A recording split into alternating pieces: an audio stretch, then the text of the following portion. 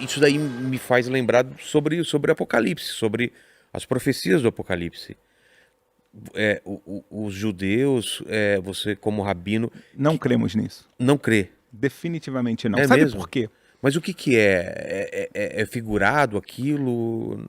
Eu, eu, eu gosto muito de respeitar as outras religiões Tá, e de forma alguma ofender então, as pessoas. Então eu vou me dar o direito de falar do judaísmo. tá bom. Vou te explicar uma coisa muito importante. Por que Deus criou o mundo? Ele precisa de alguma coisa? Não, Era monótono para ele? Monotonia é um sentimento humano, tá bom? Ele criou o mundo por bondade. Então o objetivo, no final das contas, é dar a maior das bondades possíveis para o ser humano. Então toda a ideia de apocalipse, destruição, Final, e que vai ter bem, o bem anticristo, contra o mal, e o mal muitas vezes pode ganhar, não sei o quê, ele tem alguns problemas na base. Não, o mal perde, né? A gente espera, né? Não, mas... Nem toda a Copa do Mundo isso acontece, Não, né? mas na profecia tem a derrota das Ok, trevas, né? sim, mas a ideia número um é que o objetivo da criação é a bondade. E não é agora esse sofrimento e trevas. Muitos disso vieram de livros apócrifos, como o livro de Enoque, tá? Que é um livro completamente inventado. Ah, é? Eu não vou falar que é 100% inventado, porque uma boa mentira tem uma base de verdade. Claro. Tá? Então, Pega alguma coisa de verdade. Exatamente. Então o livro de Enoque é um caso clássico. As pessoas gostam muito porque ele é muito sensacionalista, mas a maior parte dele tá um Harry Potter. De novo, quem conhece, você falou para mim que você foi ver os manuscritos do Mar Morto. Isso. Ele é falsificado. O que? O manuscrito? Não, o texto. Como assim? O texto lá, se você compara o original, por exemplo, de qualquer livro bíblico, a maioria, Tá. Ezequiel, se você compara o que está lá e o que é o original, de todas as religiões, com aquele, tem falsificações. Ou seja, os essênios falsificaram para justificar a sua fé. Entendi. Então tem muita coisa de apocalipse que vem daí. O outro problema é que você dá força demais ao Lúcifer, ao Satanás, onde tá. E não é assim. Porque o Deus é o criador de absolutamente tudo. Se ele não é, ele deixou de ser todo-poderoso. Entendi. Então não existe um final, não existe uma grande batalha. Existe, grande batalha existe. Porque Deus tem a criação, tem a queda, né? Do pecado. Do pecado. E não existe um final, não existe uma redenção. O Messias para vocês ainda não veio. Não veio. Ele vem para fazer o quê? Para levar a humanidade à sua perfeição em todos os sentidos. Mas não numa luta Existe... contra o mal.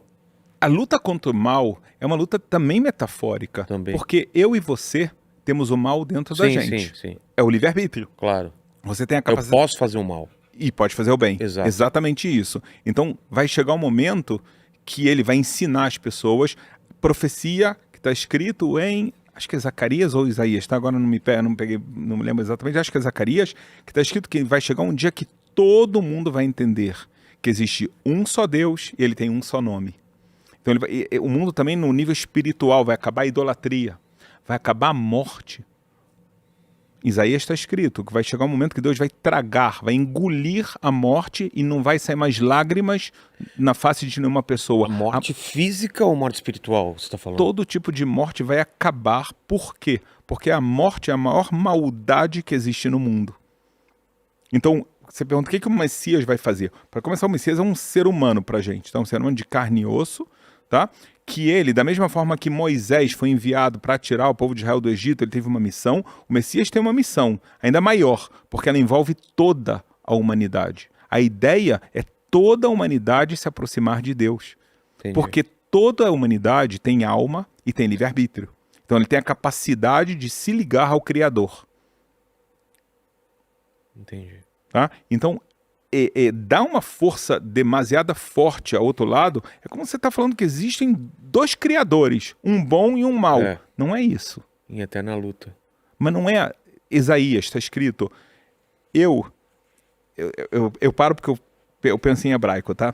Eu criei a luz e a escuridão. eu Shalom, eu fiz a paz e eu criei o mal. Está escrito, eu criei o mal, porque o mal, ele tem um objetivo na criação, até um determinado ponto, que é o ponto da redenção. Chega um momento que o mal não tem mais missão. E nesse momento, Vilela, vai acabar o livre-arbítrio. Por quê? Sabe por quê? Não. Porque Deus vai se revelar. Agora eu tenho livre-arbítrio porque Deus está oculto. Certo. Eu sei que Deus existe, mas ele está oculto. Então eu posso, às vezes, fazer que eu estou esquecendo disso. Quando ele se revela totalmente, Ninguém passa sinal vermelho. se tem um guardinha do lado. Acabou o livre-arbítrio. Tá? Se você sabe que tem lá um pardal que vai te dar multa, acabou o teu livre-arbítrio. Agora vamos falar em nível mais profundo. Deus, se Deus está presente, acabou. Entendi. É por isso que os anjos não têm livre-arbítrio. É por isso que não tem anjo caído. Porque eles veem a presença de Deus muito forte, como a gente não vê. Eles são seres espirituais. Então, para eles, a presença de Deus está clara. Eles não têm livre-arbítrio. Então, eles sempre vão fazer a vontade de Deus. Entendeu? Entendi. Quanto mais a presença de Deus está revelada, menos livre-arbítrio. Isso é uma coisa positiva, só para você saber. Mas você acredita que a gente está melhorando ou piorando como ser humano? Eu vou te falar claramente Por quê? que a gente está melhorando. É? Sabe por quê? Pensa como era o mundo. Ah, não, claro. No passado, né?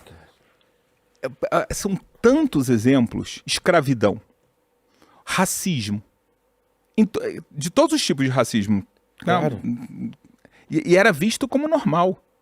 Esse não pode entrar nessa rua, não pode frequentar esse clube. Hoje em dia isso é crime.